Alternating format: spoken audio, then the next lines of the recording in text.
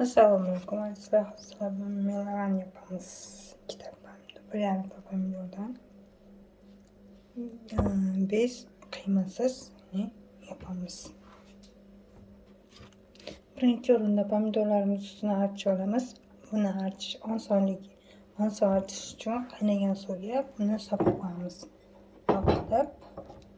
Ustidan qaynagan suv solib qo'yamiz va buni po'stlog'i tez archiydigan.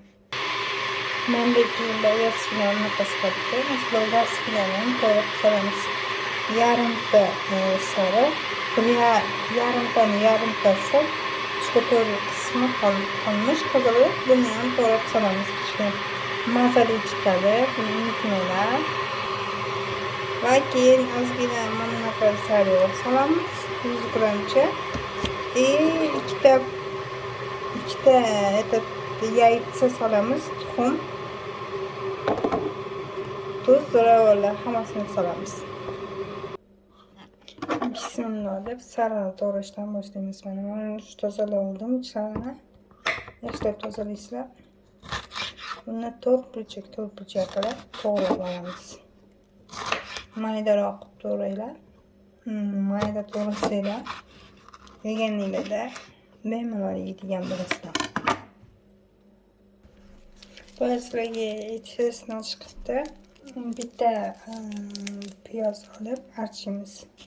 Chunki mazali bo'ladi, o'shaning uchun piyoz qo'shishimiz kerak. Qo'shsanglar qo'shmasanglar ham bo'ladi, va qo'shish kerak. Mana o'sha masalliqlarimizni hammasini to'g'rab oldik. Endi plitaga qo'yib, buni qovurishni boshlaymiz.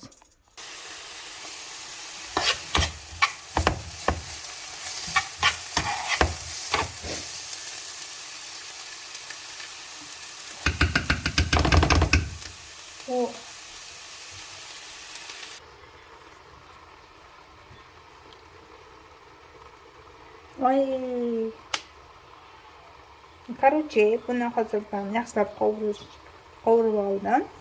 Mana buni ichiga hozir men bolgarskiysini soldim. 2 xil bolgarskiysini.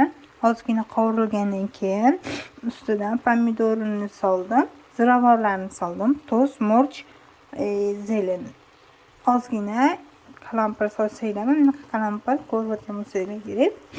Qalampir solsanglar mazza kiradi. Hozir pishguncha dimlab qo'yamiz. Buni maxsus qopqog'i yo'q, o'shaning uchun kichkina qopqoq qo'yaman. Pastgani mana qopqog'imiz bor.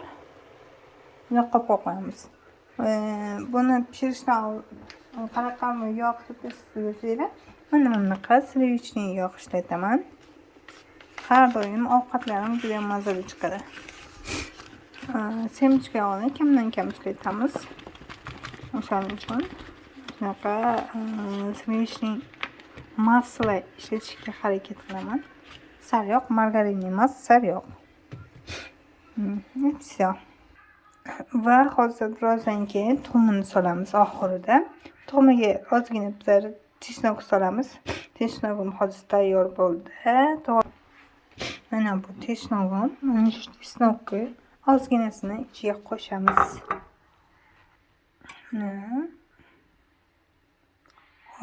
Yana ozgina qo'shamiz. Chunki ovqatimiz ko'proq, o'shaning uchun. Qo'shib birinchiga aylantirib olamiz. Mana bunday.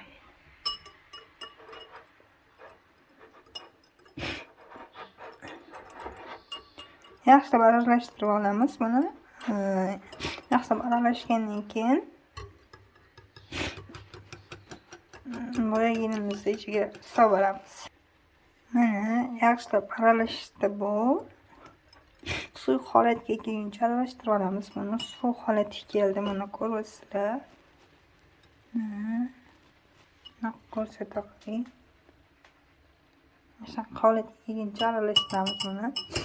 Ustidan quyib olamiz. Mana o'sha bizning narsamiz tayyor bo'ldi. Mana o'sha bizning narsamiz tayyor bo'lib qoldi. O'sha pishib, hamma narsasi ezilib. Endi boyaga tayyorlagan bunaqamizni ustidan quyib olamiz.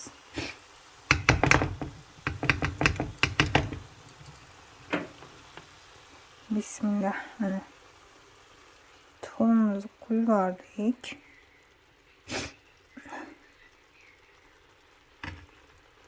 Tuxumni yaxshilab aralashtiramiz. Bu juda ham oson, juda ham oddiy pishadi.